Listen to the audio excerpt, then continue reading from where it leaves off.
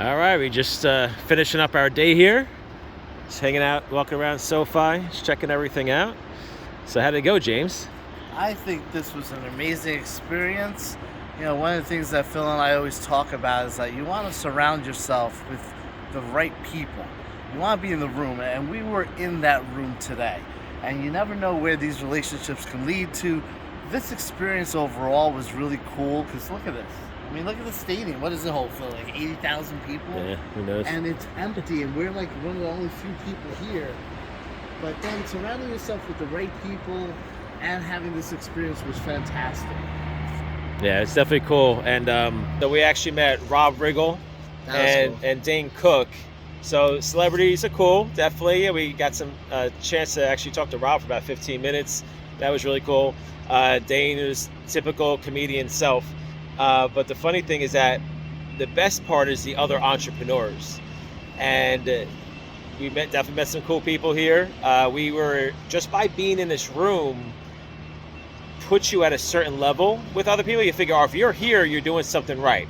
So we got invited to speak at a 500-person event in February of all basically entrepreneurs, right? Yeah. And just because we were here, they talked to them. They were great people, and we were just like, whoa, where'd that come from? So that's why we always say you got to put yourself in the right room with the right people. So we're sitting there doing this, and the other thing that actually happened, which is funny because there's a few kids in their 20s that are working for Dave Meltzer, who's doing the podcast. Dave obviously is big in his own right. Obviously he's done a lot. You should definitely check him out if you don't know who he is.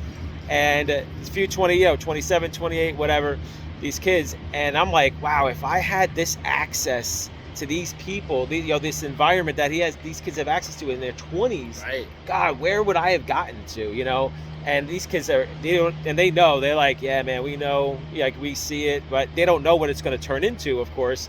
But they have, like Jake, who manages everything, right? That James was talking to just to get here, like him personally, he has access to celebrities, entrepreneurs, you name them. Right. Pretty much he has access to that person. I'm sitting there thinking to myself, shit, how much money I can make if I had that Rolodex, right? So, and I'm like, and he's like, well, who do you want to talk to? Who are you looking to get in touch with? Yeah. Oh, I could get in touch with this person in Vegas. You go in there, and it's just crazy. Like, how old is he? Do you know?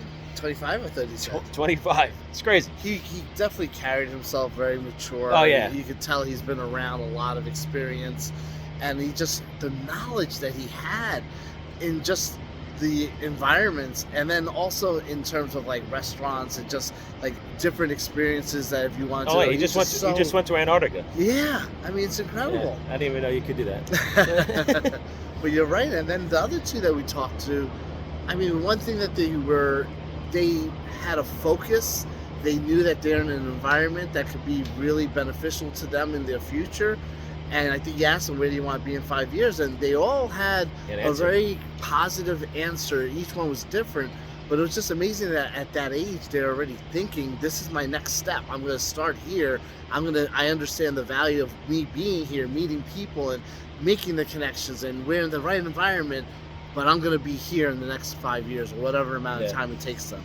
No, it's cool. Man, that's what it's all about, just the access to people and networking. And that's why being in these environments, and whether it's a mastermind you go to, just a conference, an event, just put yourself in that right room. But it's definitely, it's huge. It can change everything like that. The biggest jumps that I had in my career were literally just like one introduction, one piece of advice, that of course you got to take it, execute it, and move forward. But that's really what it's all about. It's not about sitting here for the next 5 years learning stuff. It's like you can learn, like my web hosting company going all the way back to the early 2000s. This guy was a Sprint rep. So he sold internet access through Sprint at the time. And he just told me one website. He said, you should go to this website and check it out. And the website was called webhostingtalk.com. That website catapulted the business. And at that time we were having trouble marketing and getting business, whatever. That one website, being able to market and whatever. So that one piece of advice. Now listen, he could have told me that. I could have dismissed it. Yeah, and did nothing. Right? Easily. How many people do that? Yeah. And when we talked to Billy Jean, I did a podcast with Billy Jean as marketing yesterday. I even asked him. It's actually after the podcast was over. I said to him, Billy, how many people do you give advice to on a daily basis, and how many people actually do it and come back to you and say, I did it and I executed it. And he goes, oh yeah, that's a small piece. I give advice to a lot of people, but very small. So, well, you know what? Let me tell you a story on how I took your advice and ran with it. And he didn't, remember the story, of course, because this is like 4 years ago. But I told him the story. He's like, holy shit. But I put that video out yesterday, actually. So anyway, the point is, we keep saying, and it's so freaking important. But just think about this for a second, right? We got invited to speak at a 500-person event. I don't know if I'm even going to be able to go just because of other things, but we'll see. It's amazing. They're going to do more events anyway, right. But even if we can't make it, but now we have that access. Now you do that one event. That one event now catapults you to the next event, right? And just keep going and going and going. Keep climbing that ladder. Like we're at the top of SoFi almost. We got a little bit more to go if we want to go up there. But we're almost at the top. But that's the thing. You just keep climbing a ladder and use every experience, every contact, every situation to keep moving up and up and up. Now, one thing I was saying to James just before, there's a doctor here. And what was he doing to everybody? He was basically soliciting anybody that was in an earshot to be able to speak and talk about his brand and get a video with them. That's what he was doing to everybody, including he went up to Dane Cook and asked him to say what the title of his book was. And it's funny because I said to James, I'm like, that guy's doing the right thing. It's kind of weird, putting people on the spot, whatever. Nothing wrong with it. And it's the smart thing to do. It is. But I'm like, I don't have the balls to do that. Like, I was going to ask Dane to make a quick video, and I didn't have the balls to do that. We did get a picture, which is cool. But that's the thing. Like, that guy's doing it. He's doing it right. Definitely. He even had us do it. I don't know if that's really going to help him out. But we did it anyway because, I feel like you kind of have to with that situation. But, everyone's going to do it differently. But for us, it's more about just making the contacts, do whatever. But can I go to Dane Cook be like, yo, man, just say Loan Broker Network, just say whatever. I mean, yeah, would he probably said it? Yeah, probably in that situation, but, whatever.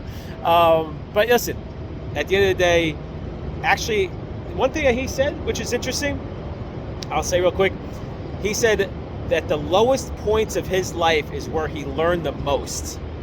And that was huge. And he's like, and he talked about the first time on Saturday Night Live, and he basically said that, when he was little, he saw the door and he told his mommy, I want to be behind that door. And then one day he was behind a door and he realized like, wow, it was about the 10,000 hours of work I put in, the just pushing to get there, not quitting and whatever.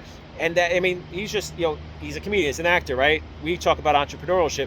It's the same thing. It doesn't matter what you're trying to succeed in life. You want to be an Olympian, whatever. It doesn't matter. You just keep pushing forward to do and accomplish whatever, and that's what we keep pushing. That's it. Everybody. And it was really cool, like you said, to hear somebody in a different industry say things that are exactly just universal. Yeah. Yeah, and there's no secret. It's just put the time in, put the effort in, don't quit. And that's where he was saying that. And that's just, it was very, like you said, and that resonated with me too. Yeah. That was cool. It's really that simple. At the end of the day, it is that simple. I'm not saying it's simple to do it. It's just a simple concept. Right. You still have to put the work in. And as long as you do it, man, you can't, like I even said it when I did my, when I was talking on the podcast, I said, I used the marathon analogy. I said, listen, if you want to finish a marathon, you just got to just not quit. You can crawl, you can walk, you can run, you can do all three. As long as you don't quit, guess what? You're going to finish that marathon. And that's being a business owner. You're going to get there as long as you keep pushing forward and don't quit. All right. That's all great. Good? Awesome day. Right. We're going to go to a cigar bar. And get food. We're going to go to Beverly Hills because we were told to go to this place called Wally's, right? Wally's, something like that. So we're going to go because we're freaking starving. And that's it. It's a LA trip. See you later.